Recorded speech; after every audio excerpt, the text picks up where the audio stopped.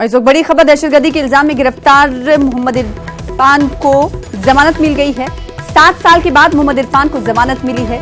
मोहम्मद इरफान का ताल्लुक महाराष्ट्र के नांदेड़ से है। इस वक्त की बड़ी खबर आपको दे रहे हैं। दहशतगर्दी के इल्जाम में गिरफ्तार किया गया था मोहम्मद इरफान को, जिन्हें रिहाई मिली है। 7 साल के बाद मोहम्मद इरफान को जमानत मिली है। मोहम्मद इरफान का ताल्लुक महाराष्ट्र के शहर नांदेड़ से बताया जा रहा है। 2012 में इरफान को नांदेड़ से पुलिस ने गिरफ्तार किया था। दहशतगर्दी के इल्जाम में एनआईए ने गिरफ्तार किया था। इरफान को जमीयत उलमा ने कानूनी मदद फराहम की है।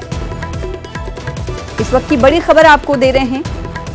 2012 में इरफान को नांदेड़ से पुलिस ने गिरफ्तार किया था और इरफान को जमीयत उलमा ने कानूनी मदद फराहम की है। दहशतगर्दी के इल्जाम में एनआईए ने गिरफ्तार किया था और अब राहत की खबर, इरफान के लिए रिहाई इरफान को 7 साल के बाद मिली है।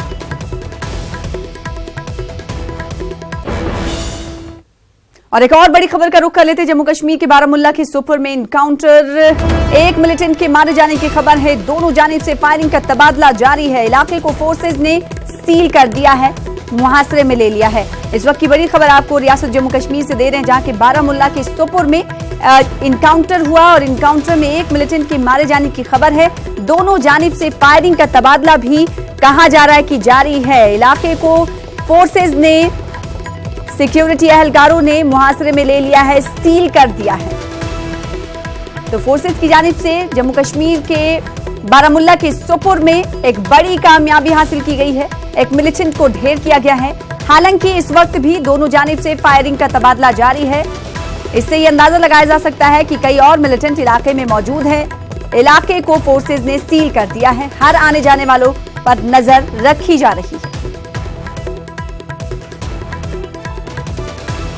बड़ी खबर आपको जम्मू कश्मीर रियासत के सोपोर से दे रहे हैं, जहां पर इनकाउंटर हुआ और इस इनकाउंटर में एक मिलिटेंट के मारे जाने की खबर है। हालांकि कहा जा रहा है कि अभी भी दोनों जानिब से गोलियों का तबादला जारी है। इलाके को फोर्सेज ने सील कर दिया है।